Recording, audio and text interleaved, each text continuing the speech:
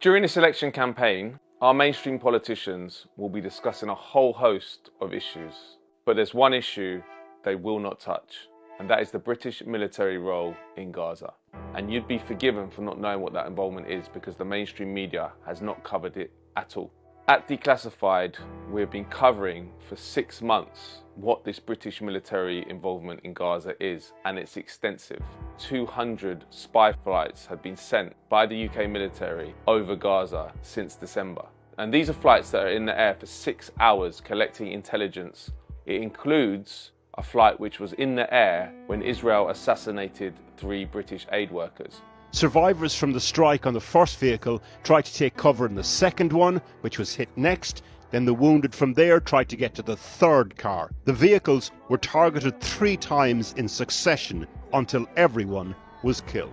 So you have the insane situation where the Israelis have targeted and blown up 3 British aid workers, yet the UK is supplying them with intelligence, including from that day, but we're not allowed to know what intelligence is being shared with the Israeli authorities. On top of that, we've sent 60 huge military transport vehicles to Israel since the Gaza bombing began. These are C-17s and A-400s, huge vehicles which can carry Chinook helicopters, they can carry tanks, and they can carry up to 150 personnel. Why have we sent 60 to Israel? Again, the British government refuses to give a full account of what has been on those flights. On top of that, we've been training Israeli soldiers in Britain while the genocide has been ongoing. The British government was also refusing to say how many Israeli military planes were visiting Britain. I published an article on Declassified UK with evidence that Israeli military planes had landed at 4 different locations within Britain.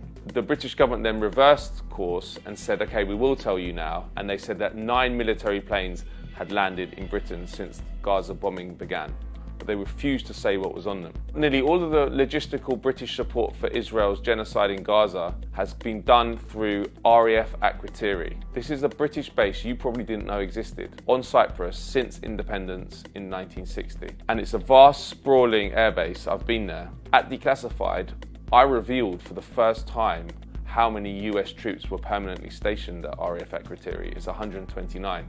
The Americans and the British had kept that secret for 50 years. And now the UK government says it won't tell us if the US is using that British base on Cyprus to transfer weapons to Israel. Haaretz, the main liberal newspaper in Israel, called RAF Akrotiri the main logistical hub for supplying Israel for its genocide in Gaza. We are complicit materially in what is happening in Gaza, but the mainstream media is also complicit in what is happening because it won't report it.